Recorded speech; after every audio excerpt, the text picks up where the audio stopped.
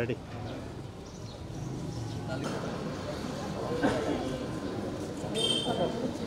ছবিটা নাও, তারপরেই নাও ভিডিও।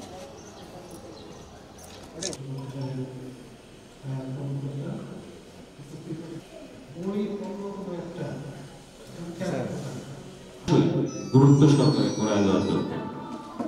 আমি আমন্ত্রণ এবং সম্ভাষণ আজকের অনুষ্ঠানে আমি সবসময় এবং শ্রেণী থেকে প্রায় শিক্ষার্থী পড়ার বিকল্প একটাই, সেটি হলো পর্যাবেদকে চিত্ত বিকশিত করুন গ্রন্থাগার দিবসে, এই আমাদের প্রত্যাশা। তার বেঁচে থাকার ইতিহাস, তার লড়াই সংগ্রাম ইজি হয়েছে, এটা আসলে সবসময় প্র্যাকটিক্যাল না।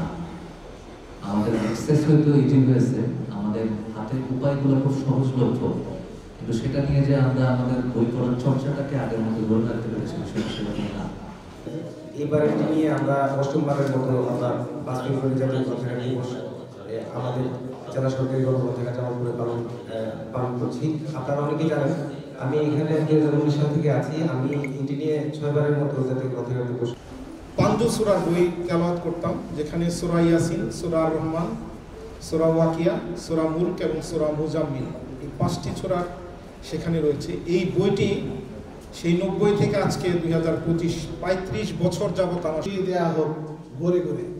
পাঠক যখন মনোযোগী হবে তখন সৃজনশীলতা, সৃষ্টিশীলতা এবং অভিনব থেকে অনেক বছর আগে সে কোনো শিক্ষা প্রতিষ্ঠানে পড়ে না, সে মানুষের কল্যাণে মানুষের জ্ঞানকে এই লাইব্রেরিটাকে সুন্দর করে সাজানোর ক্ষেত্রে যেগুলো অসম্পূর্ণ কাজগুলো রয়েছে বাইরে অনেক দৃষ্টিকোণ বই নিয়ে আমাদের সামনে কথা বলতে আসছেন জেলা প্রেস ক্লাব সভাপতি ফজলে এলাহি কাকা।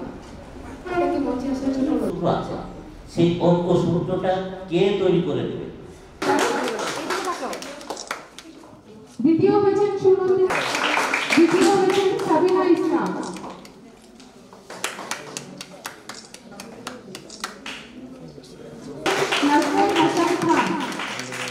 নাজমুল হাসান খান সেই গুরুত্বপূর্ণ উদ্যাপত্য চর্চায় গ্রন্থাগার ভূমিকা। প্রথম হয়েছেন চায়না।